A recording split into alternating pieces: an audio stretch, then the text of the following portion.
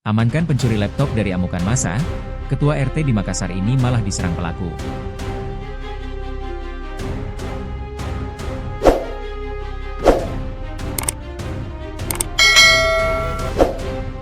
Seorang ketua rukun tetangga, RT, bernama Rusdianto, 46, dilarikan ke rumah sakit setelah diserang oleh pencuri.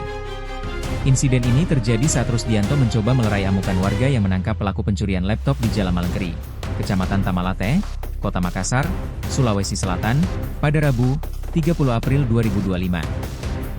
Peristiwa bermula ketika warga mengamankan pelaku bernama Abdul Rahman, 34, yang sedang menyatroni indekos mahasiswa dan berhasil mengambil sebuah laptop.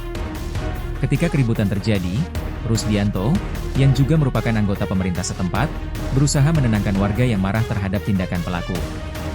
Namun, saat Rusdianto naik ke atas mobil polisi, ia justru diserang oleh pelaku.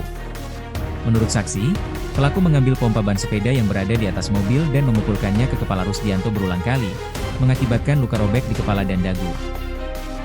Kapolsek Tamalate, Kompol Syarifuddin, membenarkan insiden tersebut dan memastikan pelaku pencurian telah diamankan.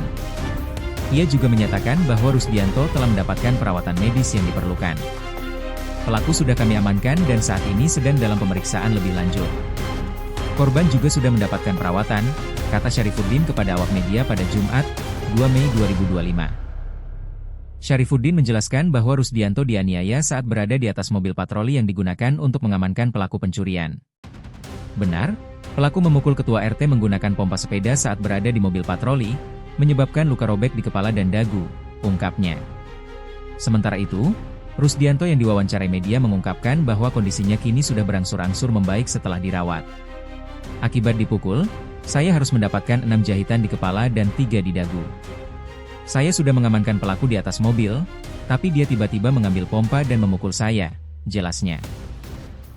Insiden ini menyoroti risiko yang dihadapi oleh para pemimpin masyarakat dalam menjalankan tugas mereka untuk menjaga keamanan lingkungan.